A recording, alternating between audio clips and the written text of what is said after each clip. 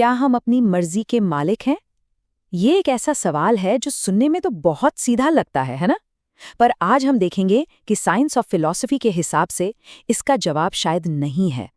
हम free will यानी स्वतंत्र इच्छा के शायद सबसे बड़े भ्रम की पड़ताल करने जा रहे हैं। तो चलिए एक सवाल से ही शुरुआत करते हैं।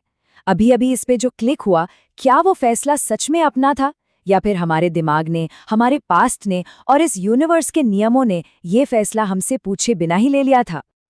स्वतंत्र इच्छा मतलब फ्री विल, वो एहसास कि मेरा मन हुआ और मैंने कर लिया। हम अपनी पूरी जिंदगी इसी एहसास के साथ जीते हैं। सुबह उठने से लेकर रात को सोने तक हर पल यही लगता है कि हम अपनी पसंद खुद चुन रहे हैं। पर क्या ये सच में ऐसा ही है? तो ये जो हमें अपनी मर्जी पर इतना पक्का यकीन है, चलिए इसकी परतें उधेड़ना शुरू करते हैं। ये शक कि हम अपनी मर्जी के मालिक नहीं हैं कोई नई बात नहीं है। हजारों सालों से फिलॉसफर्स इस एक विचार से जूझते आ रहे हैं। हमारी इस आज़ादी पे हमेशा से 3 बड़े सवाल उठाए गए हैं।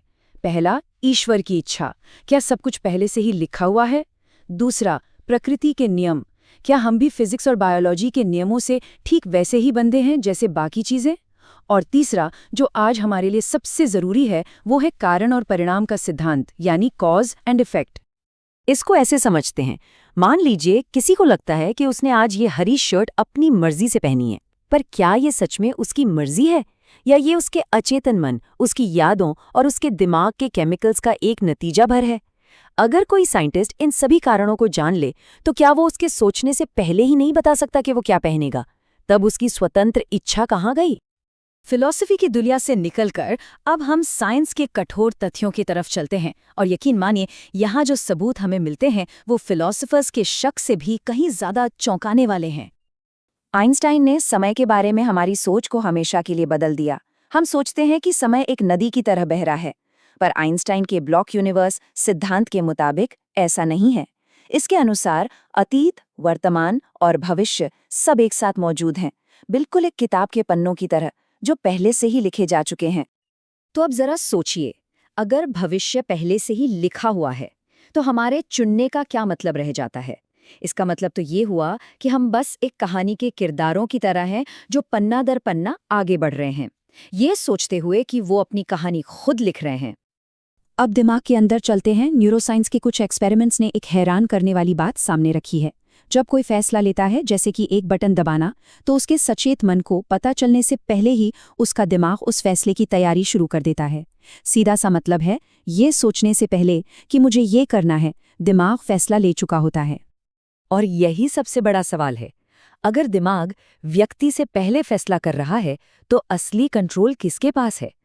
क्या हम बस एक दर्शक हैं जो अपने ही दिमाग के फैसलों को होता हुआ देख रहे हैं? अगर हमारी फ्री विल एक भ्रम है, तो इसका असर सिर्फ फिलॉसफी और साइंस तक ही नहीं रहता, ये हमारी पूरी दुनिया की नींव हिला देता है।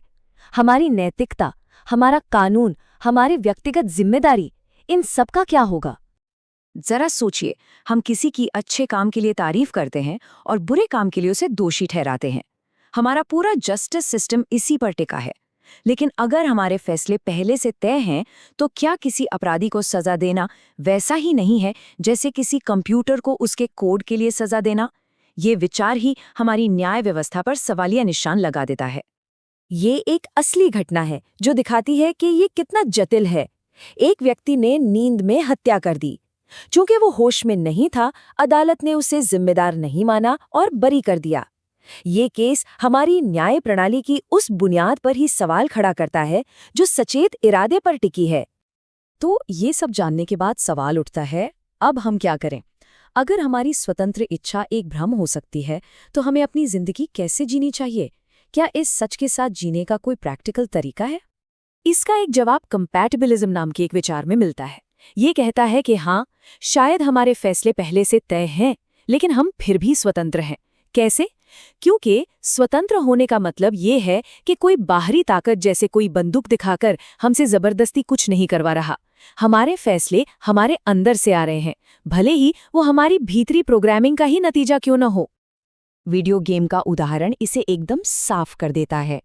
गेम के अंदर का कैरेक्टर सोचता है कि वो अपनी मर्जी से कूद रहा है या लड़ रहा है, उसे नहीं पता कि बाहर कोई और है जो कंट्रोलर के बटन दबा रहा है। क्या हम भी उसी किरदार की तरह हैं जो अपने ही दिमाग के खेल में जी रहे हैं? तो यहाँ से जीने का एक 3 स्टेप का तरीका अपनाया जा सकता है। पहला, ऐसे जिएं जैसे हमारे पास पूरी आज़ादी है क्योंकि समाज इसी पर चलता है। दूसरा, जो चीज़ें अपने कंट्रोल में महसूस होती हैं उन्हें बेहतर बनाने की पूरी कोशिश करें। और तीसरा, जो कंट्रोल से बाहर है उसे साक्षी भाव से देखें, यानी बिना किसी फैसले के एक शांत दर्शक की तरह उसे स्वीकार करें। तो आखिर में ये सवाल सोचने के लिए है, अगर ये सच है कि सब कुछ पहले से तय है, तो क्या ये हमें निराश करता है या फिर ये हमें हर पल को एक लिखी हुई कहानी के खूबसूरत हिस्से के रूप में स्वीकार करने की आज़ादी देता है? इस पर सोचिएगा ज़रूर।